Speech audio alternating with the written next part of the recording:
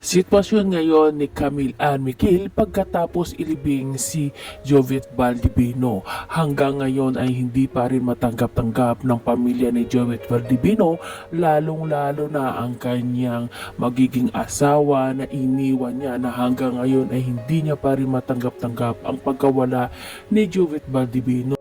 Isita na rin sila ni Kiray Silis na kaibigan ni Jovet Valdivino.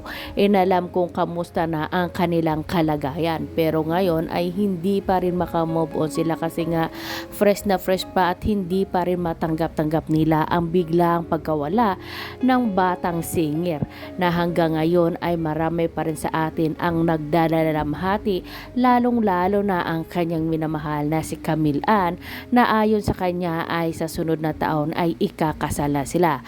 Andito sa post nga ni Camille Ann Miguel sa kanyang Facebook, sinabi niya na, "Love, hindi ko alam paano uli ako magsisimula nang wala ka na. Hindi ko kaya, sobrang di ko kaya, walang kasing sakit tong nangyari na to. Alam mo kung paano kita alagaan since day one, kung paano kita gawing baby sa pagkaligo mo. Onti brief mo na mo akong nagsusuot, pagkatapos ay lalagyan kita ng diyo at susuotan ng short at damit. Pag nagchat-chat ako, pag nalilate ka, basta nakakapslak na kunang chat.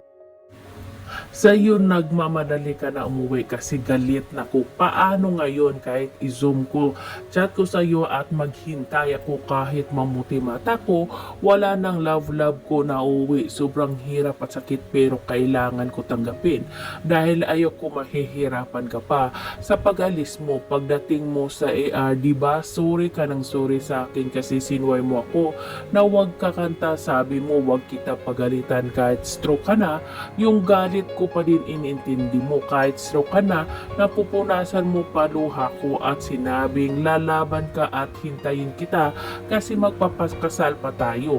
Ang sakit love ko, ang dami mong plano para sa atin dalawa.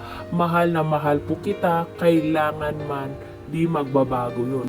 Yun nga ang post ni Camille Ann Miquel bago nga ilibing itong si Jovet Valdivino. Alam naman nating lahat na kung gaano nila kamahal ang isa't isa.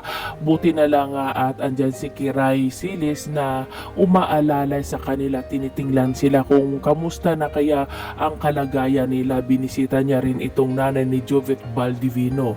Ayon niya dito sa panayam kay Camille Ann Miquel na plano na talaga nilang magpakasal ni Jovet Valdivino next year, at ayon sa kanya nga ay hindi totoo yung balita na nag-collapse itong si Jovet Valdivino. Ayon sa kanya ay pinayuhan o binalaan na siya ng doktor na wag magpagod ng sobra itong si Jovet kasi nga bawal sa kanyang kalusugan, pero yon nga lang ay hindi niya mahindian ang imbitasyon ng kanyang kaibigan